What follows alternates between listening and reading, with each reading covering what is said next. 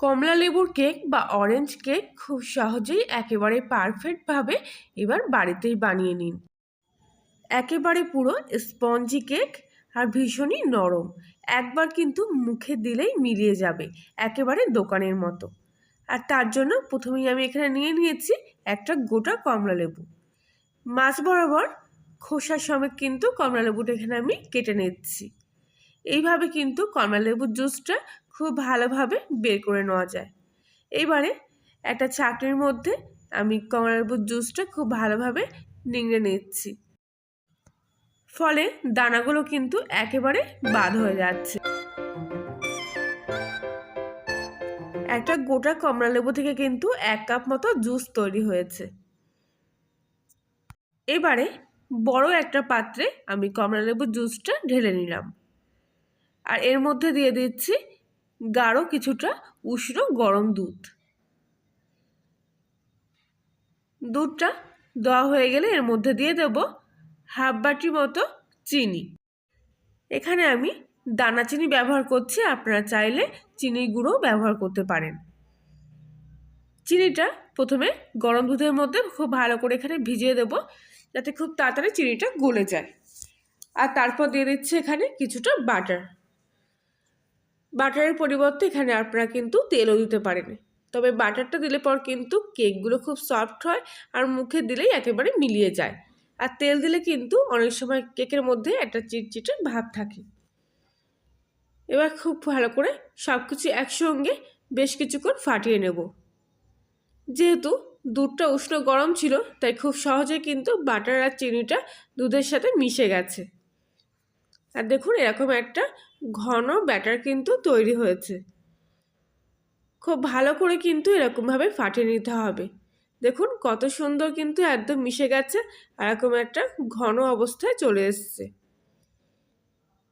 এবারে এর মধ্যে আমি একটু সামান্য ফুড কালার ব্যবহার করছি, যেহেতু অরেঞ্জ কেক আর অরেঞ্জের জুস দিলে কিন্তু খুব একটা ভালো কালার আসে না, তাই একটু ফুড কালার দিলাম। অবশ্যই এটা কিন্তু আপনারা একেবারে স্কিপ করতে পারেন। ফুড কালারটা খুব ভালো করে কিন্তু মিশিয়ে নিচ্ছি।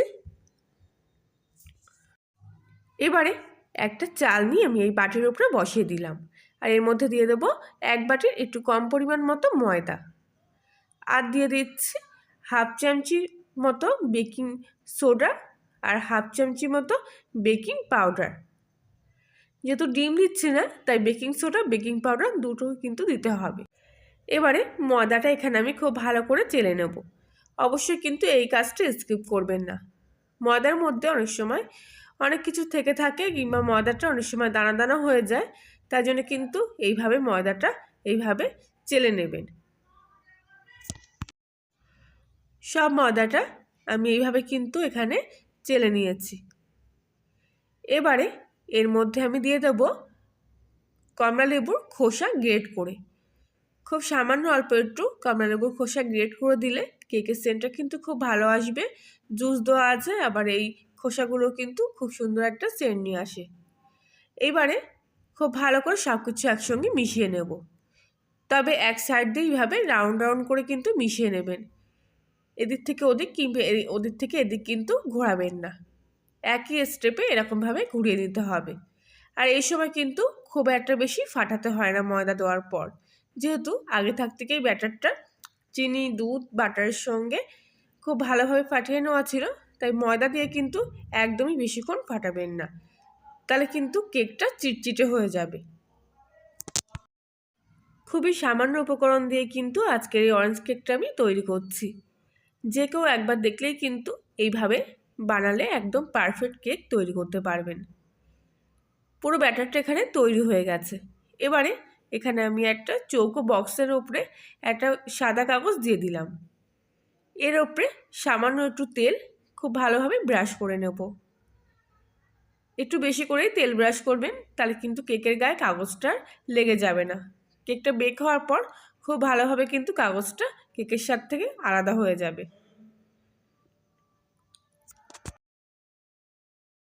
আগে থাক থেকে তৈরি করা ব্যাটারটা এবার আমি বক্সের মধ্যে দিয়ে দিচ্ছি। সম্পূর্ণ ব্যাটারটা ঠিক এইভাবে পাতিয়ে দেব।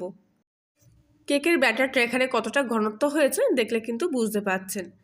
আর এরকম একটু ঘন ব্যাটার করলে কিন্তু কেকটা তৈরি করতে খুবই কম সময় লাগবে। খুব ভালোভাবে ব্যাটারটা সেট হয়ে যাওয়ার জন্য 2 থেকে 4 বার এইভাবে ড্যাব ড্যাব করে নেব, যাতে ভিতরে কোনো এক্সট্রা বাতাস না প্রবেশ করে থাকে। আর দেখুন কেকের কালারটা কিন্তু খুব সুন্দর এসছে। তবে ওপরের কালারটা একেবারে দোকানের মতো পারফেক্টভাবে আনতে এর ওপর দিয়ে আমি কিছুটা গুঁড়ো দুধ একটু জল দিয়ে গুলে নিয়ে খুব ঘন করে এর ওপর দিয়ে ব্রাশ করে দিচ্ছি। এর ফলে কেকটা যখন বেক হবে তখন কিন্তু ওপরটা দারুণ সুন্দর লুক আসবে, ঠিক যেরকম আপনারা থাম্বনেলে দেখেছেন। যেহেতু ব্যাটারটা একেবারে কাঁচা তাই পুরোটা কিন্তু কভার করবে না, যতটুকু লাগছে সেটুকু কিন্তু লাগলেই যথেষ্ট কালার চলে আসবে। এবারে একটা প্রেসার কুকারের মধ্যে কিছুটা লবণ আমি এখানে দিয়ে দিলাম, আর তার উপর দিয়ে একটা কাগজ দিয়ে দিচ্ছি। কাগজটা কিন্তু অবশ্যই দেবেন, এতে কিন্তু কেকটা খুব ভালোভাবে বেক হয়। এবারে ঢাকা দিয়ে আমি কিছুক্ষণ খুব ভালো করে কুকারটা হিট করে নিচ্ছি। আর এইগুলো আমার আগে থেকে ব্যবহৃত লবণ, তাই কিন্তু কিছু লবণ কালো হয়ে গেছে ওইভাবে। এবারে আস্তে করে আমি কেকের ব্যাটারের বক্সটা এইভাবে বসিয়ে দিলাম, কুকারের ঢাকনাটা লাগিয়ে দিলাম। আর প্রথম 5 মিনিট একেবারে হাই ফ্লেমে রাখবো, তারপর কিন্তু আর 15 মিনিট মতো আমি একেবারে সিম আঁচে দিয়ে রাখবো। মোটামুটি 20 মিনিট মতো কিন্তু আমার সময় লেগেছে এই কেকটা বেক হতে। আর 20 মিনিট পর ঢাকনাটা খুললাম, আর দেখুন কত সুন্দর কেকটা বেক হয়ে গেছে। কেকটা কতটা ফুলে উঠেছে ওপর থেকে তা কিন্তু আপনারা দেখলেই বুঝতে পারছেন। এবারে কেকটা ভিতর থেকে বেক হয়েছে কিনা দেখার জন্য একটা কাঠি আমি এইভাবে মাছ বরাবর ফুটিয়ে দিলাম। আর দেখুন কাঠিটা কিন্তু একেবারেই শুকনো, ভিতর থেকে কোনো কাঁচা ভাব আর নেই। এবার আমি কেকটা কুকার থেকে তুলে নিচ্ছি। কেকটা আমি নামিয়ে কিছুক্ষণ ঠান্ডা করে নেব। গরম অবস্থায় কিন্তু একেবারেই কেকটা তোলার চেষ্টা করবেন না, অবশ্যই একটু ঠান্ডা করে নেবেন। ঠান্ডা হওয়ার পর কিন্তু আমি কেকের চারপাশটা এইভাবে চাকু দিয়ে একটা দাগ কেটে দিচ্ছি। যদি কোথাও আশেপাশে লেগে গিয়ে থাকে, মনে হচ্ছে লাগেনি, কারণ দেখতেই পাচ্ছেন কেকটা কিন্তু বক্স থেকে উঠে এসছে অলরেডি, তবু একবার আমি এইভাবে একটা দাগ কেটে দিচ্ছি। এবারে কেকটা উল্টে বক্সের সাইডে একটু ঘা দিলেই কিন্তু কেকটা দেখুন কত সুন্দর বক্স থেকে বেরিয়ে আসলো। এবার কাগজটা আমি কেকের থেকে তুলে দিচ্ছি। দেখুন পিছন সাইডটা কতটা সুন্দর হয়েছে, কেকটা কিন্তু দেখতে অসাধারণ লোভনীয় হয়েছে। আর পুরো বাড়ি কিন্তু এই কেকটা বেক হওয়ার সময় কমলা লেবুর গন্ধে মোহিত হয়ে যায়। ঠান্ডা করার পরে কিন্তু কেকটা আমি কেটে দেখাচ্ছি, দেখুন ভিতরটা কতটা সুন্দর হয়েছে। আর এই কমলালেবু কেকগুলো কিন্তু এইভাবে কেটে পিস পিস করে খেতেই বেশি ভালো লাগে, আর দেখতেও কিন্তু খুব ভালো লাগে। কাটার পর দেখুন ভিতরটা কতটা সুন্দর হয়েছে। এবার বাকি কেকটুকু আমি ঠিক একইভাবে ফালা করে কেটে নিচ্ছি। আর আজকের রেসিপিটি যদি আপনাদের ভালো লেগে থাকে তাহলে লাইক শেয়ার কমেন্ট করবেন। আর কলিনের রান্নাঘর চ্যানেলটিতে নতুন হয়ে থাকলে সাবস্ক্রাইব করে পাশে থাকার জন্য অনুরোধ রইল। পাশের বেল আইকনটি অবশ্যই প্রেস করবেন নতুন করে ভিডিওর আপডেট পাওয়ার জন্য। কমলা লেবুর কেক কিন্তু পুরো এখানে রেডি হয়ে গেছে। কেটে রাখা কেকগুলো আমি এবার একটা প্লেটের মধ্যে নিয়ে নিচ্ছি। প্রত্যেকটা কেকই কিন্তু একদম ভিতর থেকে জালিদার হয়েছে, আর কতটা স্পঞ্জি হয়েছে কেকগুলো দেখলে কিন্তু বুঝতে পারছেন।